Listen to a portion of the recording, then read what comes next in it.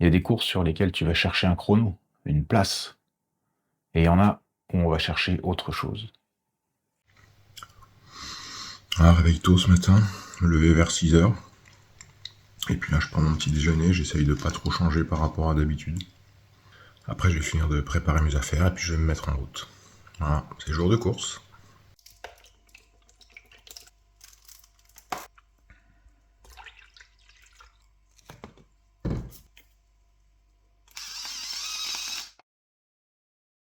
Salut à tous, aujourd'hui je vous emmène pour mon premier trail de la saison à Rouffach à côté de Colmar. C'est parti.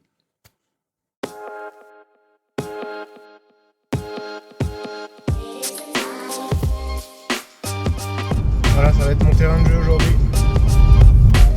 On va aller se casser les cuisses là-dedans. Alors je suis arrivé assez tôt, ça m'a permis de récupérer mon dossard tranquillement pendant qu'il n'y avait pas grand monde. Merci beaucoup.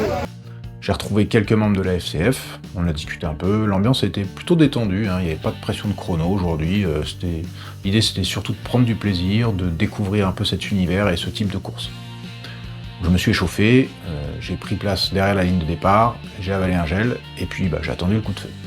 Alors on commence par courir sur du plat, dans les rues de la ville, justement pour en sortir, mais rapidement on arrive dans les chemins et c'est là que ça commence vraiment.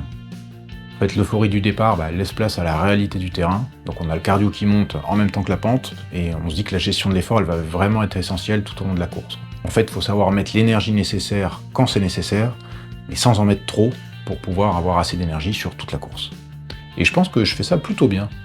En fait, j'arrive à courir dans les montées, alors en ralentissant un petit peu l'allure et en ralentissant aussi la longueur des foulées, mais j'arrive à relancer à chaque fin de montée et j'arrive même à profiter un petit peu du paysage.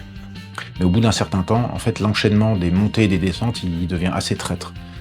En fait, on se dit au départ qu'on va récupérer en descente ce qu'on vient d'utiliser comme énergie en montée, mais les muscles, ils sont pas de cet avis, quoi. Les chocs en descente, ils sont beaucoup plus violents, et ça se ressent sur la foulée qui devient un petit peu moins stable, un petit peu moins fluide, il faut vraiment faire attention. Et c'est là qu'on se rend compte en fait que le trail, avant d'être une course contre les autres concurrents qui sont autour de nous, c'est d'abord un combat dans lequel il faut lutter avec l'environnement, avec le terrain, quoi. Alors j'essaye au maximum de gérer mon effort, je marche quelques mètres quand la pente elle devient vraiment raide, ce qui me permet aussi de m'hydrater sans problème et de prendre une petite compote pour le ravitaillement. Mais en fait c'est là que c'est un peu la partie difficile, on n'est plus aussi frais et lucide qu'au départ, et d'un autre côté on est encore loin de l'arrivée. En fait, à ce stade de la course, chaque zone un peu glissante ou chaque racine qui dépasse, ça devient un risque de chute potentiel, quoi. Donc faut vraiment faire attention. Et alors là, en plein milieu d'une descente, il y a mon téléphone qui décide de lancer Spotify. Il s'est dit que ça serait pas mal d'écouter un podcast, quoi. J'ai cru que c'était le gars devant moi qui écoutait un truc, mais non, le son il venait de mon short. J'ai sorti le téléphone pour essayer de le déverrouiller pour l'arrêter, mais alors déverrouiller le téléphone en courant, en regardant où on met les pieds, surtout dans un sentier qui est couvert de feuilles, donc faut vraiment faire attention, c'est pas évident. Et encore si le lecteur d'empreintes il fonctionnait, ça irait, mais là j'ai dû tracer le schéma, j'ai dû prendre le téléphone à deux mains en train de courir en descente, c'était la misère, quoi. J'ai pesté contre mon téléphone là, j'ai dû mettre 1 minute à l'éteindre, quoi. Mais bon, plus de peur que de mal, je suis pas tombé. Alors si vous vous souvenez, on avait regardé le parcours et on avait vu que les 3/4 du dénivelé, en gros, il se situait à la moitié de la course, sur la première moitié. Donc là, quand j'ai la montre qui bip le 12e kilomètre et qu'au même moment j'arrive dans un chemin qui s'élargit, qui laisse vraiment passer la lumière du soleil vers moi et tout, je me dis que les plus grosses difficultés sont derrière et qu'à partir de maintenant, il va y avoir plus de plaisir que de difficultés, justement. Et je me dis même que je vais pouvoir me permettre d'accélérer sur la deuxième partie de course. Alors sur les 3-4 derniers kilomètres, en fait, notre parcours, il rejoint le parcours des deux courses qui étaient un petit peu plus longues et qui sont parties plus tôt. Du coup, je rattrape pas mal de concurrents et de concurrentes, et donc doubler des gens, ça fait toujours plaisir, c'est toujours bon pour le moral. Donc je surveille ma montre quand même, et je m'aperçois que je peux finir en à peu près 1h50 si j'accélère un petit peu. Donc là, je donne à peu près tout ce qui me reste dans la dernière descente, on rentre de nouveau dans les rues de Rouffach et j'accélère jusqu'à la ligne d'arrivée. Et alors, quel plaisir de terminer une course en ayant la sensation d'avoir bien fait les choses, d'avoir fait une course pleine, sans être complètement sur les rotules, mais sans être non plus en pleine forme, comme si on n'avait pas couru, quoi. Donc c'était vraiment agréable, quoi, cette arrivée. Un petit débrief à chaud de ce trail du Petit Ballon. Ça s'est bien passé, je suis content de moi, j'ai bien géré l'effort, je pense. Je suis à peu près dans le chrono que j'estimais au départ, donc voilà, c'est bien. Je bois un petit coup, puis on va aller voir Ravito. Bien mérité ce ride, et super, avec le soleil franchement génial. c'est les ravitaux qu'on aime.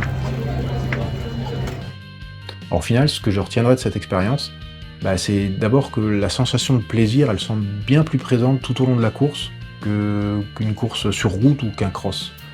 En fait, on voit du paysage, le décor il change beaucoup, on arrive mieux à gérer son effort finalement, hein, on n'hésite même pas à marcher dans les montées si c'est un peu difficile parfois.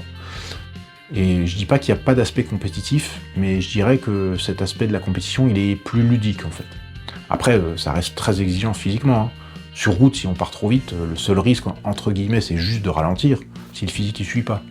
Par contre, sur trail, là, vous pouvez vite trébucher, si vous manquez de lucidité ou de physique, justement. Dans une descente, vous pouvez perdre vos appuis, dans une montée, vous pouvez trébucher, vous faire mal, donc il faut vraiment faire très attention à ça, quoi. Alors cette course, elle m'aura aussi permis de découvrir vraiment l'univers du trail, avec notamment ses règles spécifiques, hein, que ce soit le matériel obligatoire ou éventuellement le matériel interdit, les courses qualificatives, la cote ITRA, l'index UTMB, toutes ces choses. Et justement, dans la prochaine vidéo, je vous expliquerai un petit peu comment tout ça fonctionne. Voilà, en attendant, pensez à vous abonner, et n'hésitez pas à poser des questions autour du trail dans les commentaires, et comme ça, moi je pourrai y répondre dans la prochaine vidéo. Voilà, je vous dis à bientôt.